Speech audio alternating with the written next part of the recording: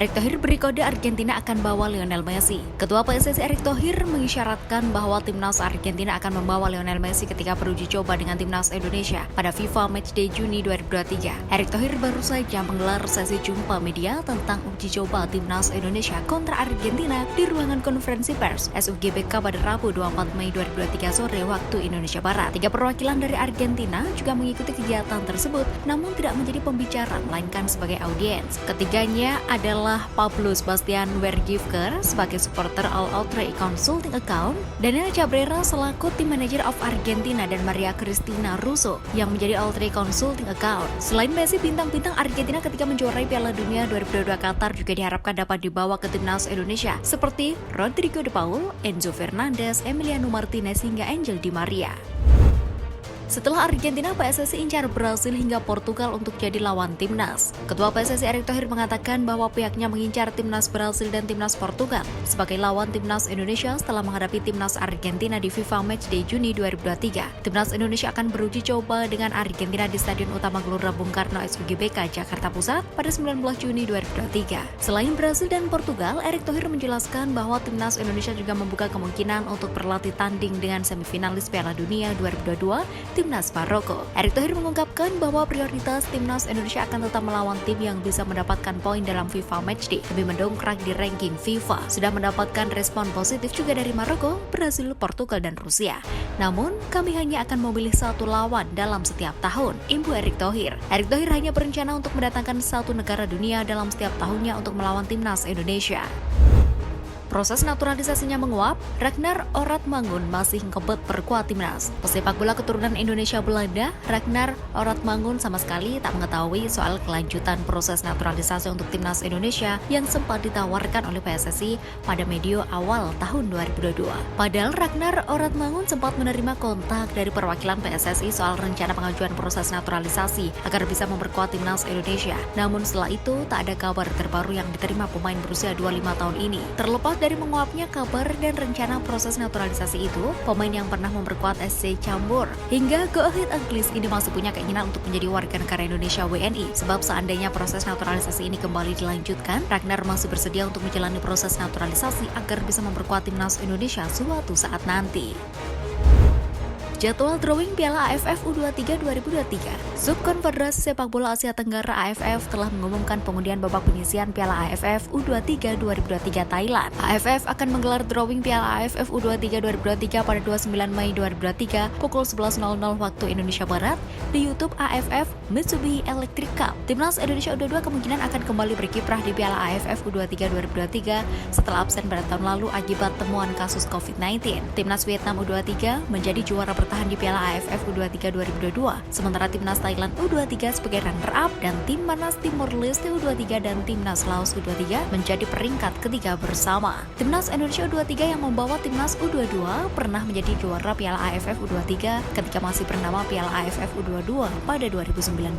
Ketika itu timnas U22 keluar menjadi kampiun setelah mengalahkan Thailand U22 2-1 di babak final lewat gol Sani Rizky dan Ova Dolhai. Sintayong panggil 4 pemain Persib ke timnas Indonesia. Pelatih timnas Indonesia Sintayong mulai memanggil para pemain untuk persiapan FIFA Matchday.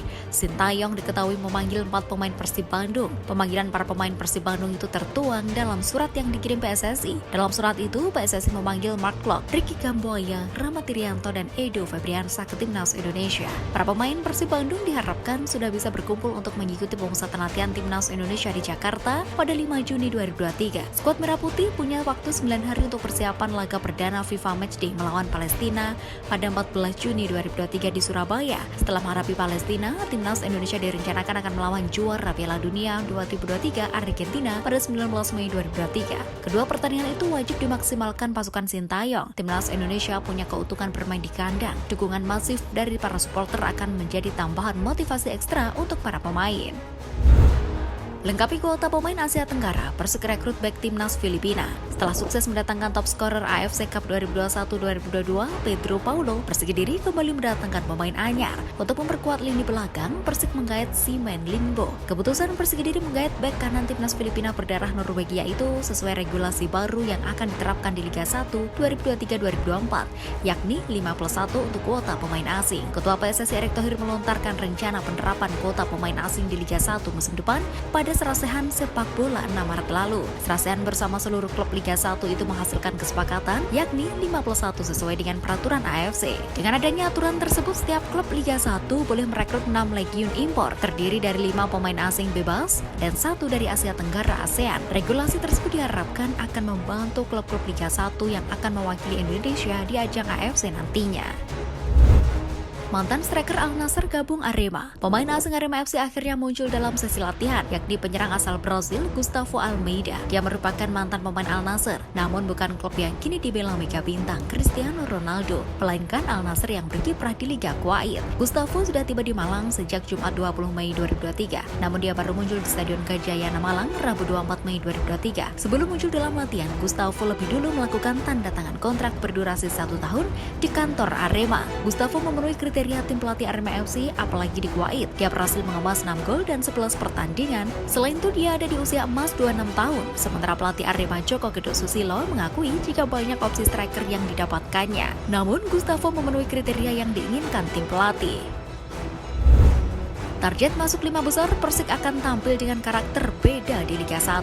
Manajemen Persik Kediri memberi target tinggi kepada pelatih anyar Marcelo Rospide. Pada Liga 1 2023-2024, tim asal Kota Kediri ini diharapkan finish di posisi 5 besar klasemen akhir nanti. Musim lalu, Macan Putih bertengger di urutan ke-11 klasemen akhir. Pencanangan target mendatang merupakan cita-cita tinggi yang dibutuhkan kerja keras semua elemen tim. Pelatih asal Brasil itu pun menyanggupi keinginan pengurus, namun Rospide menyadari tak mudah untuk mewujudkan ambisi tersebut. Mantan arsitek klub Brasil Botafogo ini telah punya gambaran bagaimana performa Persik di tangannya nanti. Rospide datang ke Kediri dengan materi pemain yang telah siap. Ibarat seorang juru masak, dia harus mampu meramu tim sesuai keinginannya.